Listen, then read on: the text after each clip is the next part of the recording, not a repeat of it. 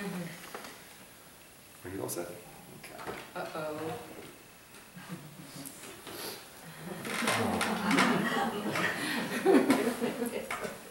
I just want to thank you. You are so gracious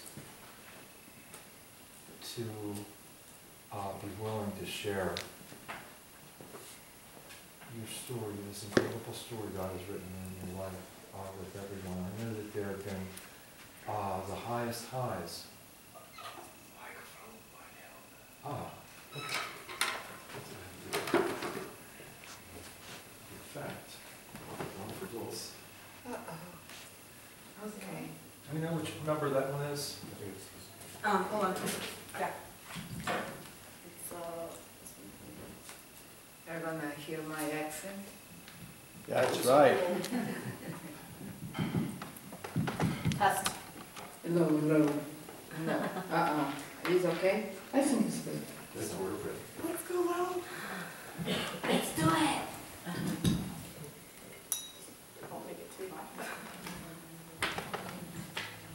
I think everybody can hear.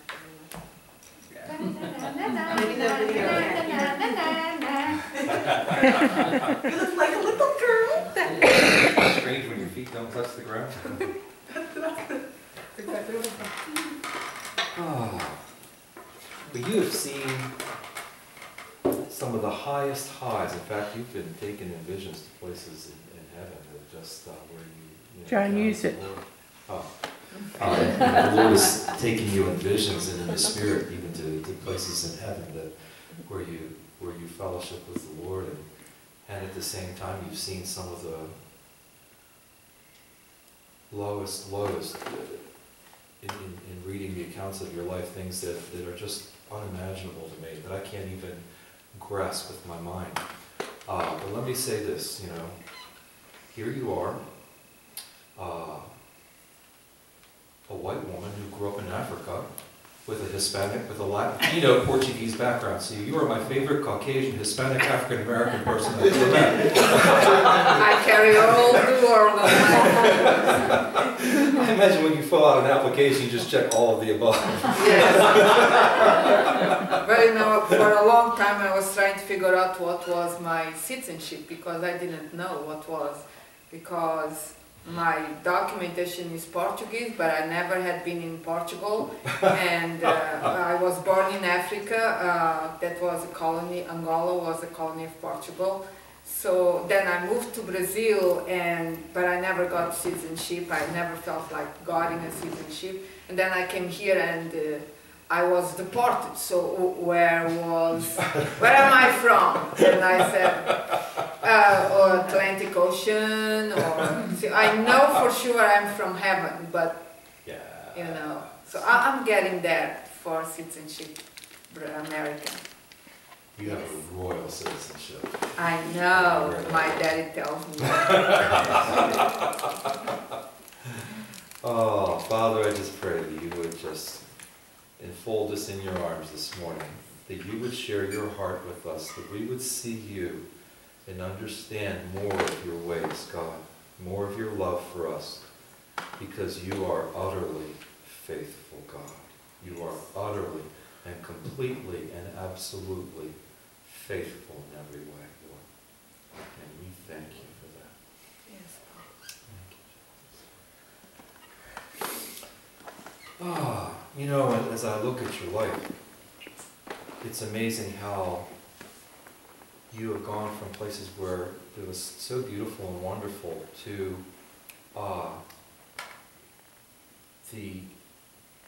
from incredibly good to unimaginably bad, and yet from unimaginably bad to incredibly mind-blowingly good. It just turns of a corner. Mm-hmm. And yet God has been with you through this whole thing. He in every place, the good, the bad, and the ugly, His Yes. presence has Yes. been there. Now, as you described your childhood, you were born in Angola, in Africa. Yes. Mm-hmm. The best country, beautiful, amazing. And in the town Benguela? No, you don't pronounce. You say Benguela. Benguela. Yes. Like the rug you put on your back. Thank you. I don't know.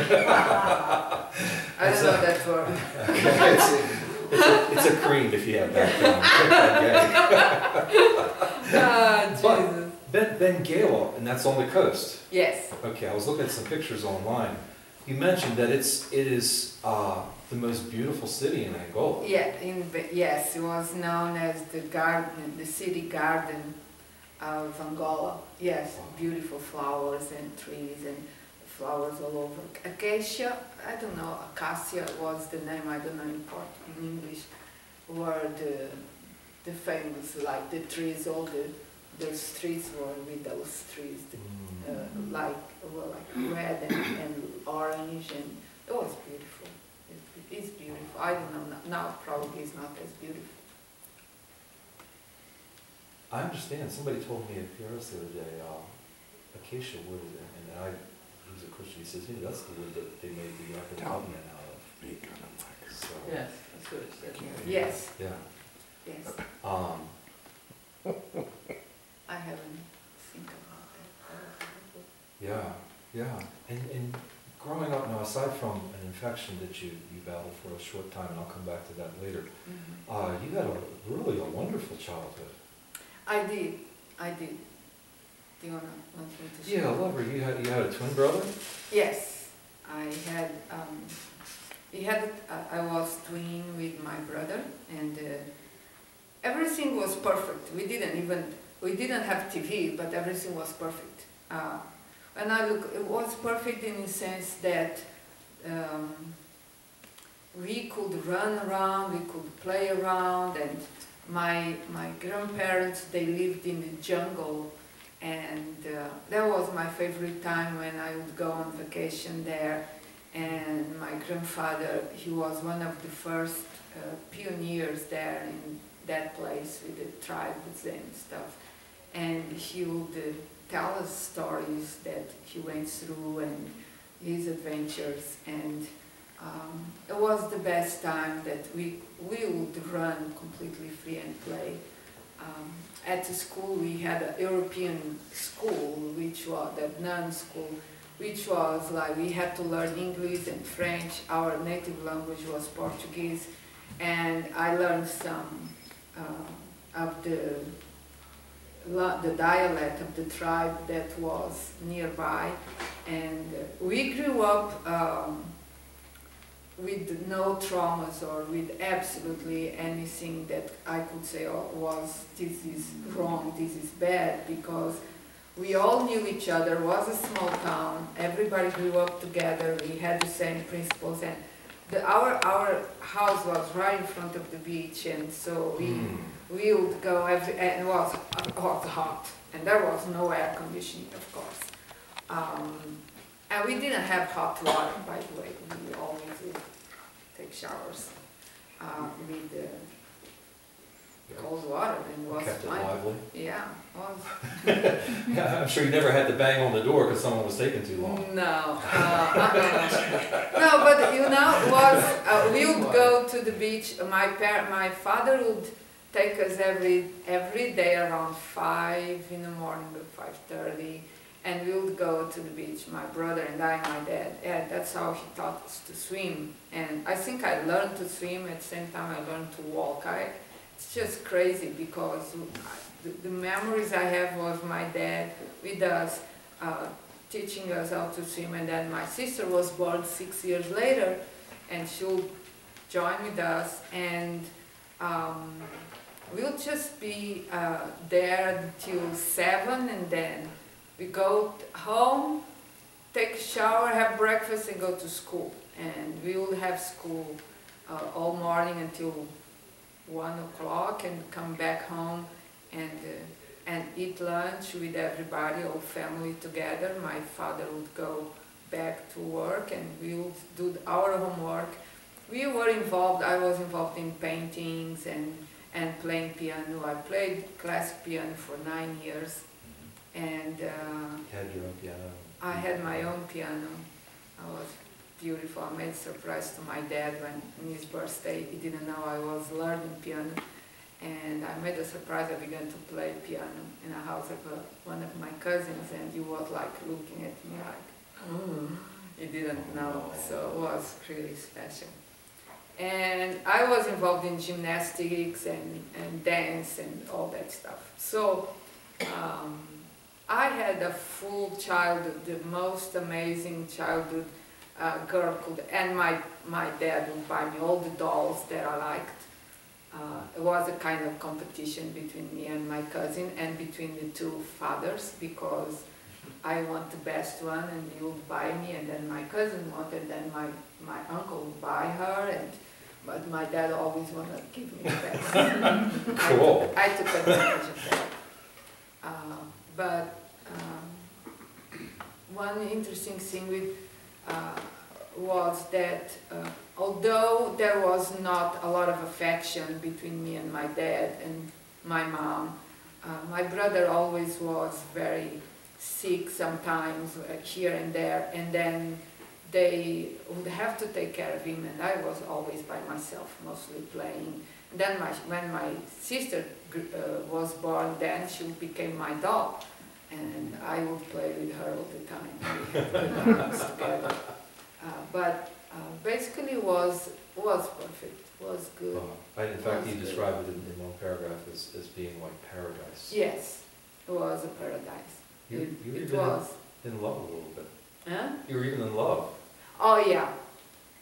Yes, I had my first boyfriend there. He was funny. Was interesting that we had plans, and he was my first boyfriend, and he was my neighbor. And my mom didn't like him a lot because he had to, he had to work, he had to study in the evening and work all day, and so my mom had those dreams of marrying me with a rich guy, and I think all the moms have. But the interesting thing was that when the war came, she disappeared. We had planned like going. Let's hold that thought for a moment, because I'm going to come back to that. I know. Okay, so then the war came. Yes. So here you are, for the first 14 years of your life. Mm-hmm. Your family is a wonderful family. You've got friends. You've got talents and gifts that you're pursuing. You're living in the most beautiful city of your country, right on the coast, right off the beach. Mm-hmm. And then in 1974, something happens that happens all the time, all over the world in many countries, and that is that Portugal elected a new president. Now, one would not think that a country hundreds of miles from where you live electing a new president would really have much of an impact on your life. But what happened was, when they did that, Angola decided they wanted to be independent from Portugal. And particularly that was stirred up by, I believe, the Communist Party that was present there. There are a number of political groups that were at work there. And they saw that as their opportunity to take control of the country. Now we have elections every 4 years. Someone gets elected president, we don't give it a second thought. We don't give it a second thought, especially if some other country elects a president. We're just like, whatever, But when that happened, all of a sudden life changed for you. Mm-hmm. And it started in the capital city, Luanda. Yes. Where the Communist Party basically took the city. It just rose up, took control of the city. And what happened at that point?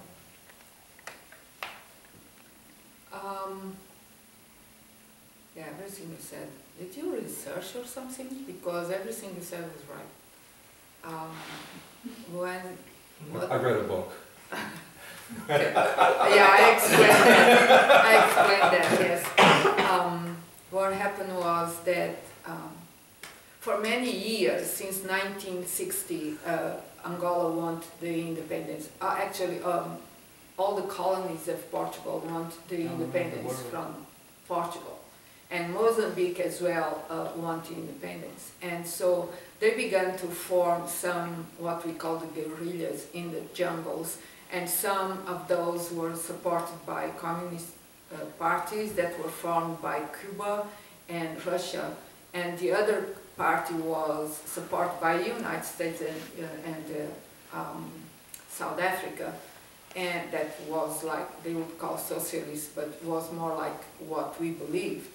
And when the independence came and they decided that now was the time, all these guerrillas came out of the jungle, they were armed and all that, and invaded Rwanda, and the fire began there to take over. The other people, we were like, I don't know, 400 kilometers, I don't know how many miles is that, but we were like a good distance from Rwanda. We thought, oh, it's going to be just Rwanda because it's going to be just that problem there. Well, one night we were sleeping, I never forget, we were sleeping, I was sharing the room with my sister, and I just heard the voice of my mom saying, get up and get under the bed, now. And I was like, what? And we began to hear explosions outside. And we immediately did that. And that was the beginning of 2 years, 700 days of complete terror, panic. Our lives changed, everything changed. Like, from one day it was paradise, another day we would see bombs exploding, we would hear, was one thing, a very interesting thing, it's a small rabbit trail. This last Christmas, actually, we went to Brazil, and one night my mom sat around with all the grandchildren, and I was there, and she told them the story because they asked them, so I was there with her, and I saw the faces. And one thing that I didn't know was that I knew that whenever the bombardment would begin, they would put us in the closets because it was the safest place to be.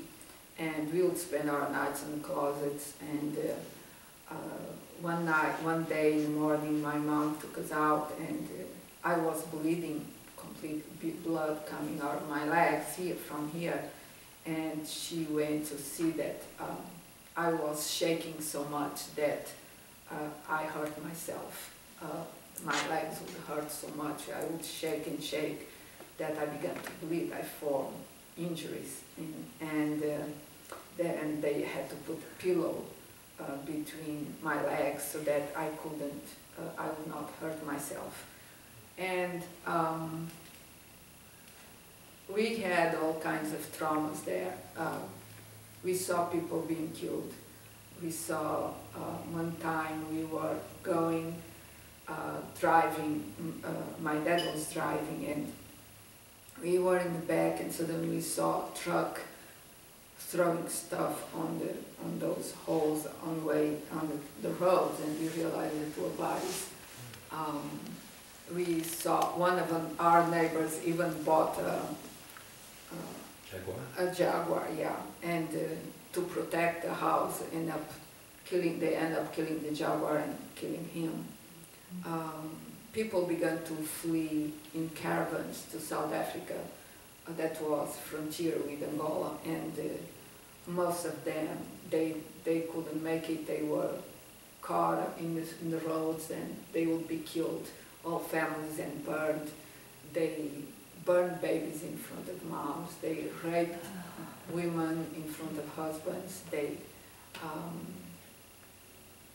yeah, and we would come out of the house, and we would see bullets on the walls of the house, and we would run. My dad had plans, like there was the School of Nuns that was the strongest building in the city. So they were trying to find our neighbor, the son of our neighbor. And that day, my dad said, I'm gonna save this boy. And so what happened, we had two cars. My dad and I was on his side, and Edward was on the car, not on the seat, but hid by that. And my mom was in the car in the back, and with my brother and my sister. And we were on the way to the school. It was like 5 minutes drive, but there were, how you call those, that you have to stop and show documents? Blocks, yeah. I mean, every street had one, and you never knew which part it was. So we reached to one, and they asked for documents, and they tried to look at the car. Don't ask me, but they didn't see him, and if they had seen him, they would have killed him and killed us, and we were able to make it. Another time, my dad was stopped by a little boy, 8 years old, with the, how you call those big guns that, AK-47. yeah, something like that, and threatening to kill him if he didn't do something. And so we lived that way for 200 days, 700 days, 2 years. Things that we saw, I would go to school when we had school, and the teacher would begin to say, ask the names to see who was in the school or who was not, and the ones who were not had been killed. Friends, best friends, 3 times I was walking in the street, just walking with a friend, and for 3 times we would change places and the person would be shot and killed right there, and I had to run. So our lives were more like the priorities changed, and the value that you give to people changed. The people that you didn't know suddenly became your best friend. The people, my dad, what I saw with my dad was my hero in so many ways. He's still my hero. Wow. There was a couple that was in Portugal when the war began, and the 2 little ones, she was my best friend there, and her brother, they were living 2 houses on the other side, and the 2 grandmoms were living with them, and my dad knew that, and so he took over him the responsibility to take care of them. And so when we had to run, I mean, all the time we had to run and go to the school. We didn't have peace. There was no break almost between the bombardments and all that. And we never knew if we were going to be alive that day, if we were going to be killed. That was a constant reality in our lives was, well, I don't know if I'm going to be alive today or if I end up the day alive. And that was extremely, very, very real for us.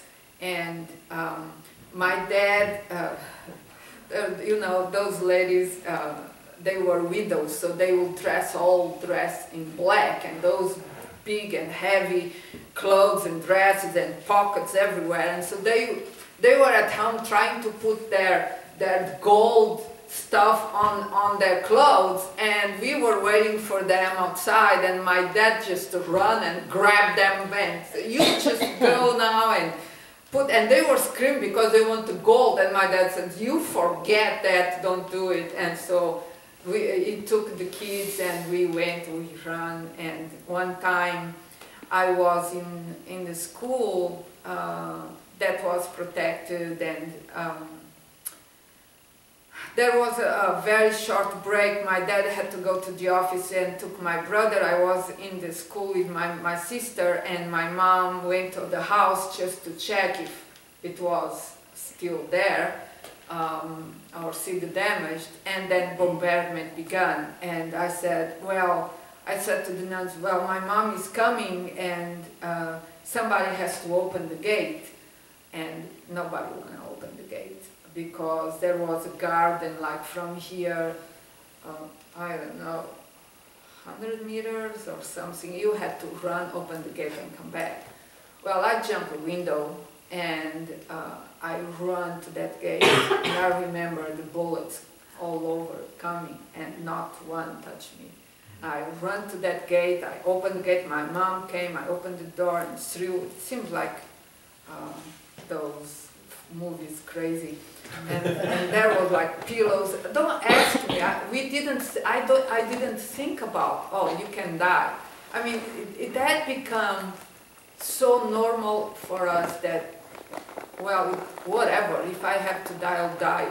It's like, okay, God, you know. And that time I was not thinking God, I was thinking my mom. I want her safe and I don't want her to die, so I'm going to jump on the window and go. So I went, and so came back, and then I began to think about it, like, what you did was just crazy, but it was that. And we were able to get out, so. You were 14 at the time. Yeah. 14 years old. You can't even get a driver's license here at 14. I know. The Yeah, movie theater was an interesting. Did they, oh, yeah. Well, hostage. there was one time that there were like 2 movie theaters in the city, and there was one that was like a drive-in, the other one was the biggest one, and it was really, and all the young people would go to that there on Sunday mornings, because Sunday afternoons. We would go, all the youth in town was there, and when we were watching a movie, and suddenly we heard voices, and they stopped the movie, and they. What was happening was that the other party, the communists, took over, and they surround the whole army around the movie theater, and they threatened through radio station that was right on the other side of the street. They took over the radio station, and they said, if you, and announced all around town, if the other party would not surrender, they would kill each one of the young people there inside. And they actually killed some. They began to kill until they surrendered, and we saw that.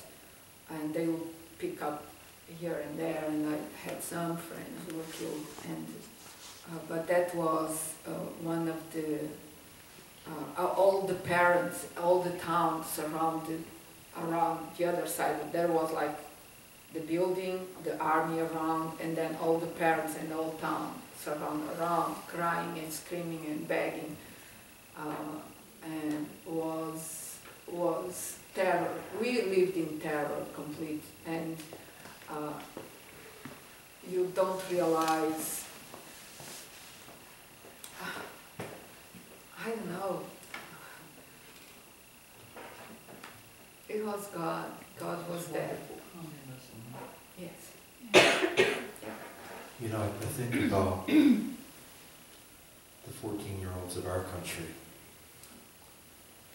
even the 40-year-olds, but the 14-year-olds, how completely unprepared we had made them emotionally to be able to withstand, to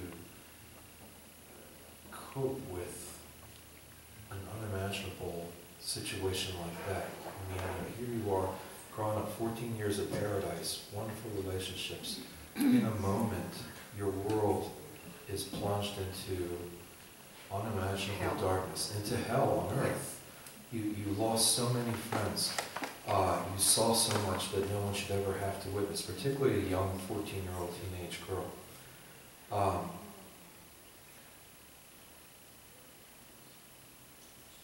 And I can imagine that when you see young people now, knowing what you had to go through, and you see them maybe caught up in the things of the world and the cares and pleasures of our culture, how much you would just want to be able to reach their heart to give them a new heart that could weather those storms. I actually would prefer, I love young people, I love my children, I love young people, and yeah, you were right. But one thing that I keep saying to Gary and is that the priorities in this country are so completely distorted and wrong. And I mean, it's wrong what the priorities that they present. And I think it's coming from generations to generation. It's not just the children, it's because the parents, they put priorities in different, in the wrong. It's just wrong. We have to have courage to say this is wrong and this is right. Based on what? Based on principles, based on ownership, based on Christianity, based on who you are, who we are as human beings. And yes, you're right. I think about young people, but I also think about the parents, their parents, and the whole generations that came before that created them, made them believe that what their priorities is right, and they accept that. I think that was underscored shortly thereafter in your life when you mentioned that your dad received a call from a friend of his. He had friends that were in both parties, both, Yes. you know, all Yes. different parties, and Yes. he was a very well-known man. That call, if your life had not been already unimaginably changed, that call changed your lives forever also. He said that, what did that man tell your dad? He said that he had a list. Yes. And that your dad's name was on the Yes. list. When all that began, my dad didn't know, but it's just interesting. That is, I think, is about character. My dad was always very honest and with principles and character, and he didn't know, but actually he had friends on both parties, communist and the other one, the socialist. He had friends, and he didn't even know.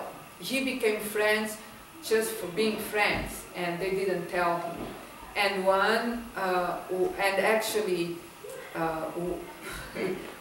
that person actually became the first minister in Angola when communism was on. And actually, his wife was my dad's secretary.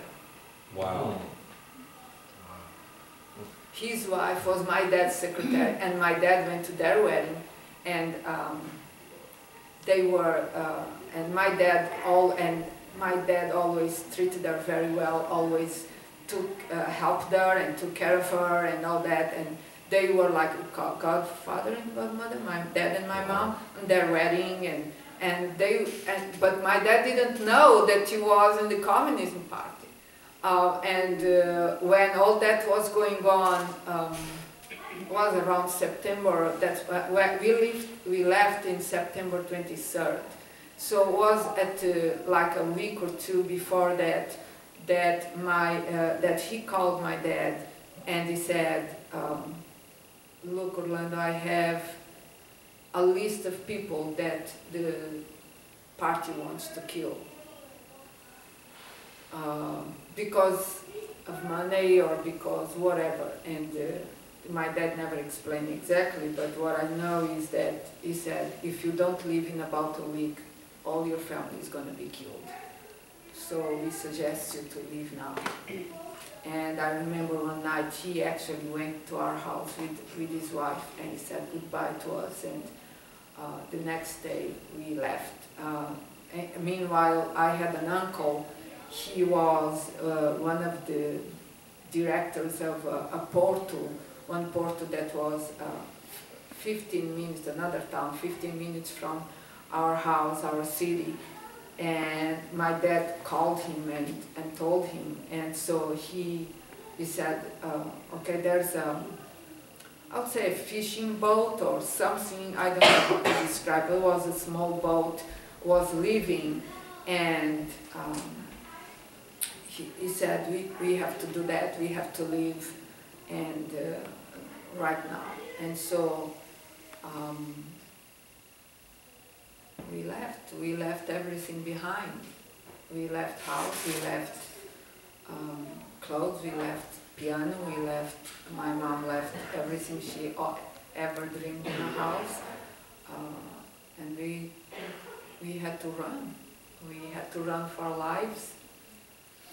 So here's the man who says, okay, up at this point, your dad had just bought a new house in the best part of the city. He had a beautiful piano, you had all your hopes and dreams, everything you stored up and plans for the future, all the things you wanted to see happening in life. You had wonderful friends, wonderful family. This war breaks out overnight. You begin to see unimaginable things. Your friends die right beside you. And now all of a sudden your dad is on a hit list of people to be killed. And you say you didn't even lock the front door when you left because why? You literally left everything you had. Everything you had behind. Everything. Absolutely everything. Everything. Everything. So you go, and I'm going to pick up the pace a little bit because there's, as I said, we could spend several weeks covering this. Is just an amazing book. I highly recommend it. You go to the port. You get on the boat. You want to get on the boat to take you to Luanda so you can get on the plane. But when you get on the boat, of course, there's bombardment going on all over the place. I don't even know. This is not like a straight road. You know, you have to think that we were in the middle of bombardment and we have to run and go in this road, go that road, take that road, and make sure that there were no blocks or anything, and we had just to go. I am such a coward. You're my hero, man. I don't know, you know, somebody said, well, we got to go to the airport. By the way, keep your head low. They're bombing the road.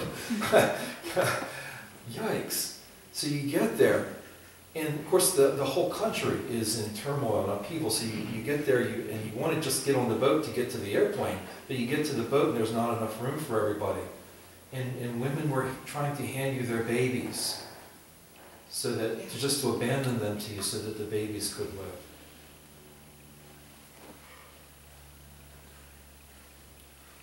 And if I might go here, I'm not going to dwell, but you said there were, you know, so many people had lost everything and had left everything. They on the threw boat, themselves from the boat. threw themselves from the boat. Mostly old people. The first thing was that my uncle was the one making the call. He had a list of people that he prepared, but then the commander of the port went to him and said, the men cannot come in this boat. Only the women and children come, and a few men.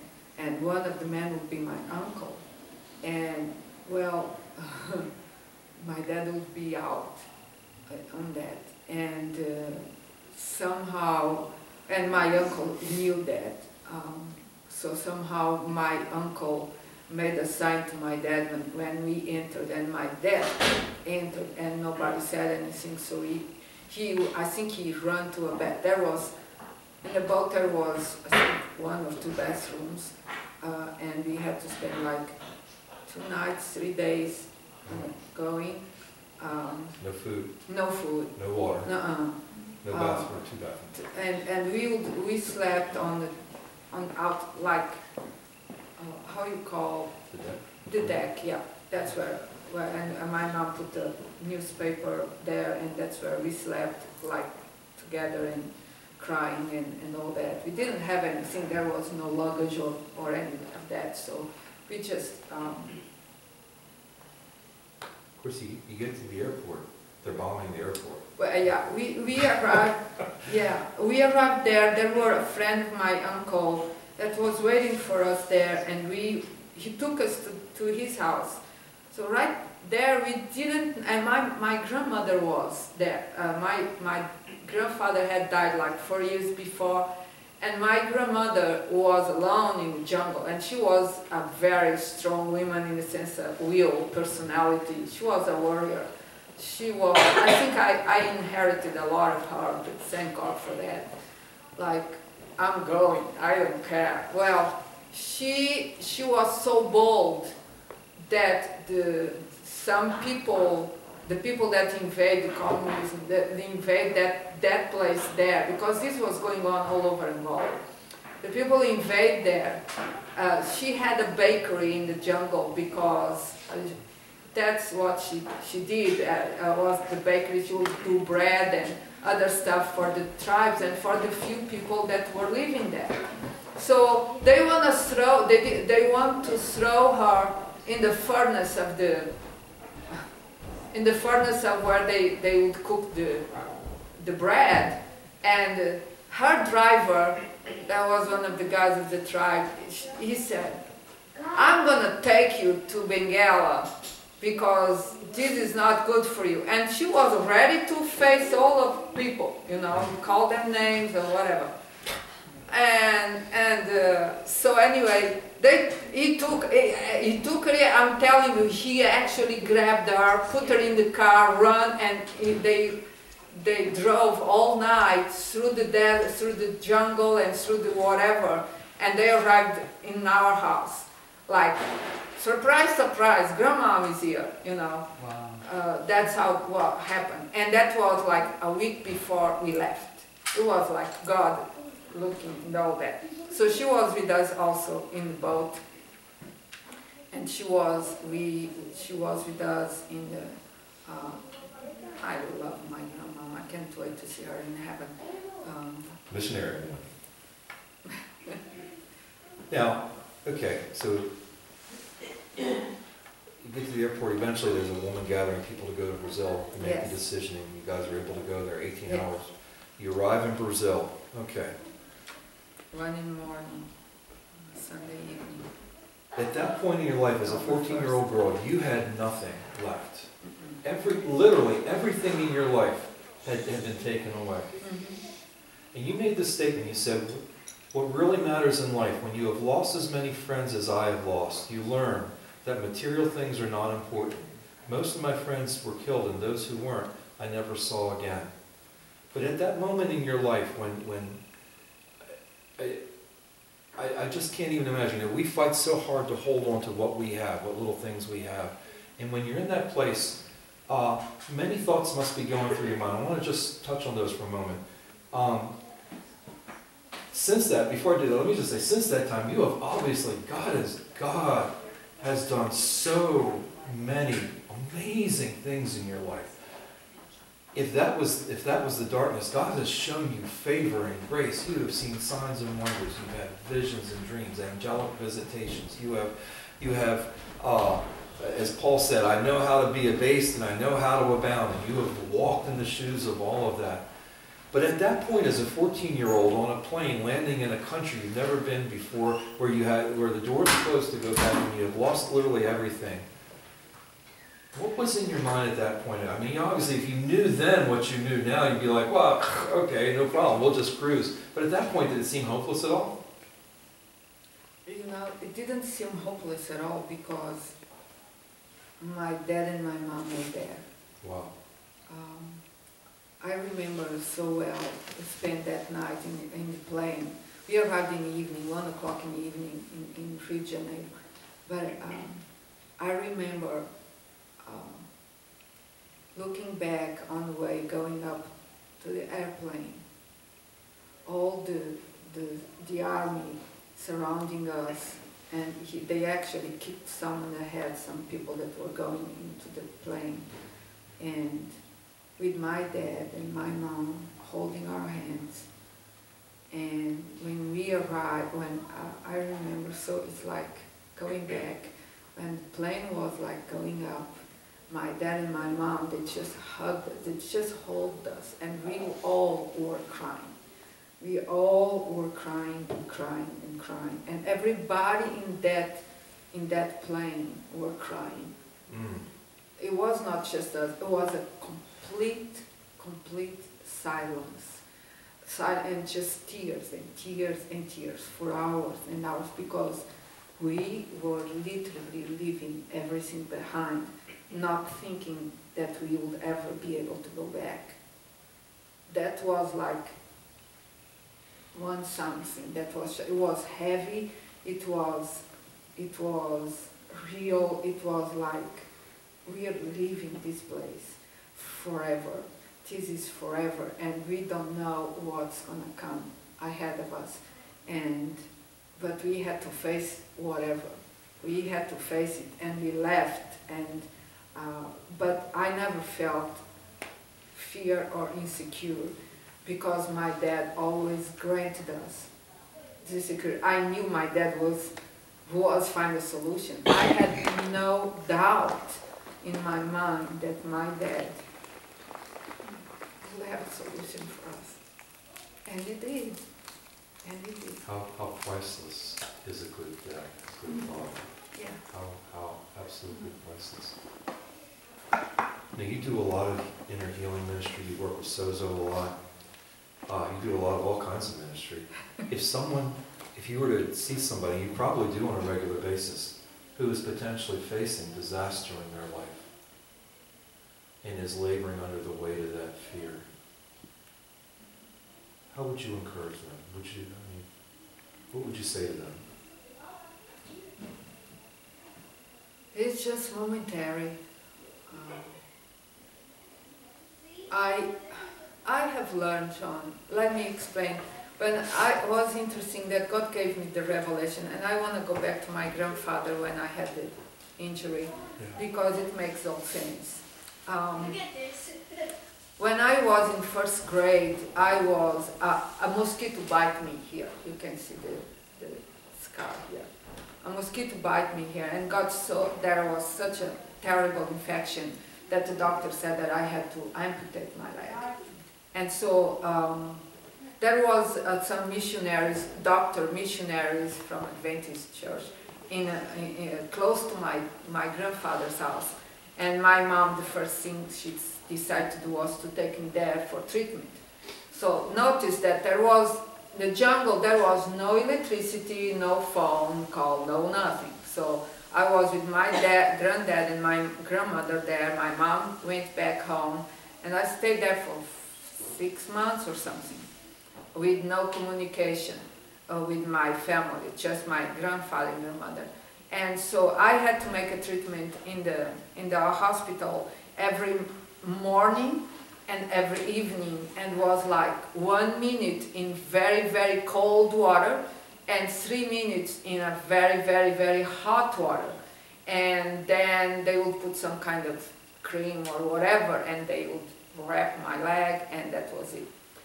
Every single day. And then going home, I had to have a spoon of honey. And then my grandfather would sit me on his lap, and I would fill a jar with $1 coin. That was the treat. So, every morning my grandmother would go with me. We would walk through the jungle and then come back. And then in the evening my grandfather would go with me. And the thing that he would do always was, he would put me on his lap. And after the period, there were like 2 nurses that had to hold my leg and actually put it on the cold water and then put it in the hot water, because it hurt so much that I didn't want to do it. So my grandfather would hold me, would hug me, and would begin to say, "I know you can do it. You are so brave. I'm so proud of you." And he would say all these things to me as they were putting my leg there, and then they would put the cream. The cream, I would almost scream in so much pain, and that's when he would hold me tighter, and he would just be there with me. And one of the times that I went through divorce and all that, God brought that memory into my heart, and he said, "It's exactly what I do when you are in trouble, when you are going through. If you focus your attention on me and not on the circumstances, the pain is not going to be so great." And so what I would suggest, and I began to learn that, because there's always something that God wants to teach you.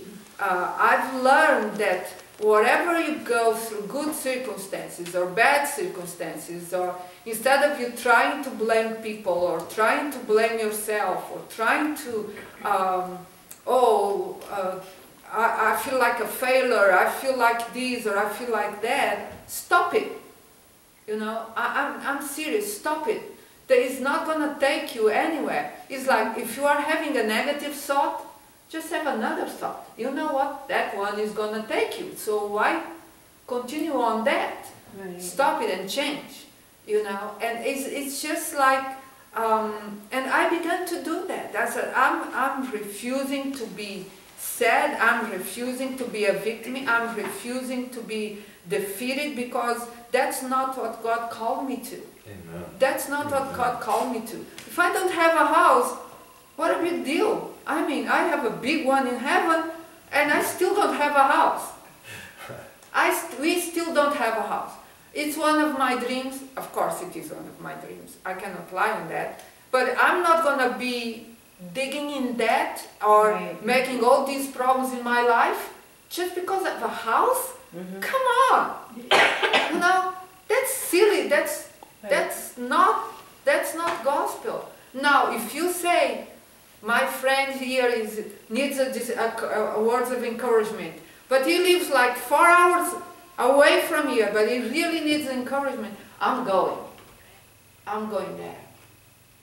No, I believe that it's time for us to put the priorities right. You know, friends that are my friends, I give my life for them. I will do whatever, I will do it because this is what remains in heaven. We all go to heaven and I say, oh, John is my friend, I'll see him. Can you imagine? So what is priority for you? I believe that it's time. Yeah, you're going through difficulties. We all go, and you can ask God, what do you want me to give in this time? You know, what is that you want to teach me in this period that you will never be able to teach me in any other season in my life? What do you have for me? Stop complaining. It's a waste of time. It's a waste of time. I'm telling you the truth. I tried that. Didn't work. It gets worse. It gets worse. It puts you down. It doesn't work. So what is, if anybody is going through a difficult time, what is God doing in your life? Because, you know, the enemy comes with a trait. He always comes with that. That's what he does. Okay, but if you spend your time being fascinated by his beauty, Yes. you don't have time for that. Right. You don't have time for that. You know, you don't. You have to make choices in your life. You have to make, see, God is a God of intentionality. God is a God of intentionality. Everything that he does has intention. Yes. Everything. He doesn't waste time. No. He doesn't waste time. Oh, it was God that brought disease in you? No. No, absolutely not. But can he use that to bring you close to him? Of course. So instead of you wasting time complaining or giving excuses or being a victim or doing a pity party, I did all of that. Didn't work. So instead of that, why don't you spend time with God and say, God, here I am. Have a talk with him and write down. I began to write down every conversation I have with God. Not every. Sometimes I drive, so I cannot write. But I do, when I have that time with him, I do write all the conversations. Like, I put in my journal, me, Papa God, what do you think about me? Or what are you doing in this season? Because this season seems to me like it's that and that and that. And then I wait. And then I put, Papa God said that. I have journals like that. So, he's right there. he's real. here. He's real. He's real. He's always ready to talk to you. He's a talker. He's always talking.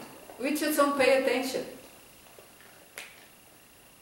You know, because we prefer to listen our voices or the voices of the enemy, because sometimes we are so comfortable with the negative that it's just, oh, it's not worthy spending time, or whatever it is. Oh, it's so worthy to spend time with him. It's all worthy. It's all worthy, you know. And yeah, there are I'm not saying the life is going to be beautiful, amazing, power, all beautiful. No, but it's in those moments, of difficulty that you see His presence, that you see that He is there holding you and embracing you and saying to you, you can do it. I know you can do it. I created you to be something that is more than a conqueror. That is your identity. Your identity is to be a daughter of the King, a warrior bride. That's your identity. What means warrior? You have to war.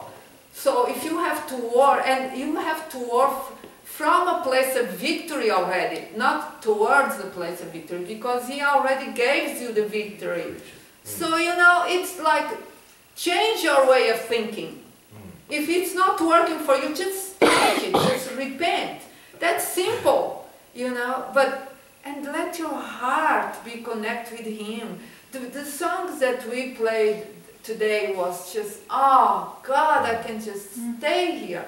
But you know, it's like discovering your identity in Him. And it's during those difficult moments, instead of seeing those as tribulations and war and bad stuff, just see that as an opportunity to come close to Him. Just see that as an opportunity to know one of His attributes, His goodness, His kindness, His how He is, what He is. And I mean, there's so many opportunities that He created, He allows in our lives to for us to come close to Him. Every day, every single day, He gives us a chance to come close to Him. He's always calling us, come closer, come closer, come closer. You can come closer. Now you can come closer. And when you come closer and you go back to your normal life, you realize that the issue or the circumstance is not that a big deal at all. I mean, what means to lose a house? It's nothing compared with His majesty, compared with the treasures that He has for us, compared with friends, compared with the character, His character in us. It's nothing compared, you know. And I didn't even lost only that house. I began from scratch when I come to this country. I mean, I began from nothing at least 3 or 4 times in my life. I was going to say, in fact, I was going to actually kind of invite you back if there was any possibility, chance, even if I could pay you to come. Sure. Because as I read the story of your life, there were so many times when God brought you back to ground zero. You would find yourself empty, and then He would fill you up, and He would build you up, and He'd do these incredible things in your life. And people would say, oh, I go through hard times and easy times, but actually life is actually more like two tracks on a railroad, where you're going through hard times and or beautiful times at the same time. That this part of your life may be in chaos, and you're ministering to that and seeking God in that. This might be thriving and flourishing at the same time. But there were several times in your life, whether through the war in Angola or through relationships, that God brought you down to zero, and yet He built you back up again and showed you that He is the God of the resurrection, that you can absolutely trust Him with your life. Yes. I would love, and especially when you landed in Brazil, God began to do amazing things in your life. I would love to unpack some of that stuff if you'd be at all willing to come back. But I don't want to dwell too long there. The bottom line for today, I think if anyone in this world is qualified is allowed to say this with integrity, that He is a God of absolute trustworthiness and hope. No doubt about it. No doubt. And if you have any doubt, come to me. We're going to do a sozo because it's $50 a session. Right, Christina? It's just like, it's unbelievable. It's almost like stupidity to not trust in God. I'm sorry if I offend anybody. I'm not sorry. Because it has to come a point in your life that you have to realize, or you trust or you don't trust. Or He is your God or He's not. or He is the lover of your life, Yes. and He has all your attention, He has all your heart, He has all your commitment, He has the permission to do whatever He wants to do with your life. He has the permission to come and change you and send you and do whatever He wants. You have to make a point. You have to make, like what they call the tipping point. There has to be a tipping point in your life where you say, today is the day I'm going, and I don't care. I don't care what people think. I really don't. I really don't. I don't care what people think, because I know who I am in God. I know how He sees me. I know. I went into a journey last year, 2 years ago. It began like 2 years ago when my twin brother passed away. And I didn't know what to do with my life. And I that time I was, and you know, this country is so rich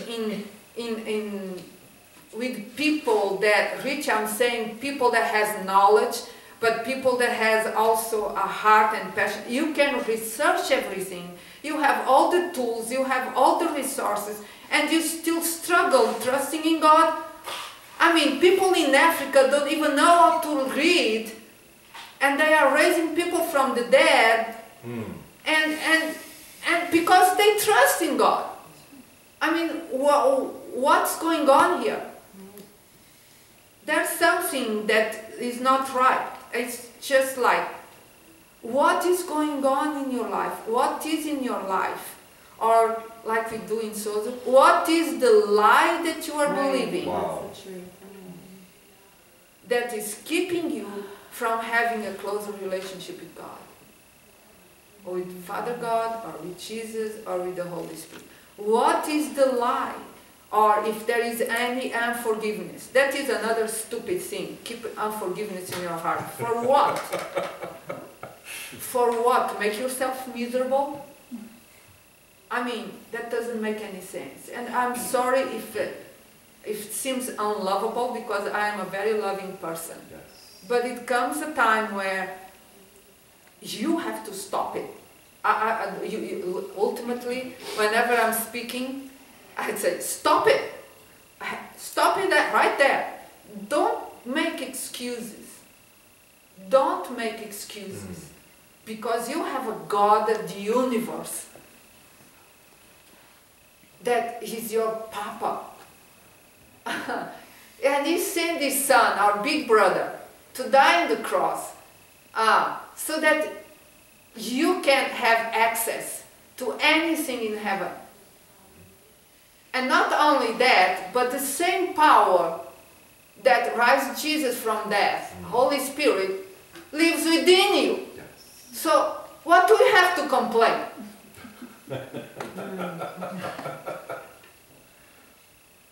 It's just think a little bit for a minute. And every day you have a choice. I'm going to wake up. And there's no that thing about waking up on the wrong side of the bed. I still don't understand that saying in America. I'm trying to find out what is the wrong and the right side, but I don't find. Because we usually change our place in bed, right, baby? And all of them are great because He's with me. That's all that matters. It's some kind of old superstition. Comes from the devil. Oh yeah, so that's for sure. So you wake up and you make a choice. You make a choice. It's your choice. It's your choice. Oh, I'm not feeling good. Okay. If the Holy Spirit lives within you, what is your choice? What are you going to do? Are you going to walk by feelings, or are you going to walk by faith? I'm going to walk, and I'm going to walk because I have my Daddy, and I have the Holy Spirit, and I have Jesus, and I'm going to go, and I'm going to go. I'm not giving up, I'm not giving up, I'm going to go. And when you realize, instead of walking 1 mile, I began 8 months ago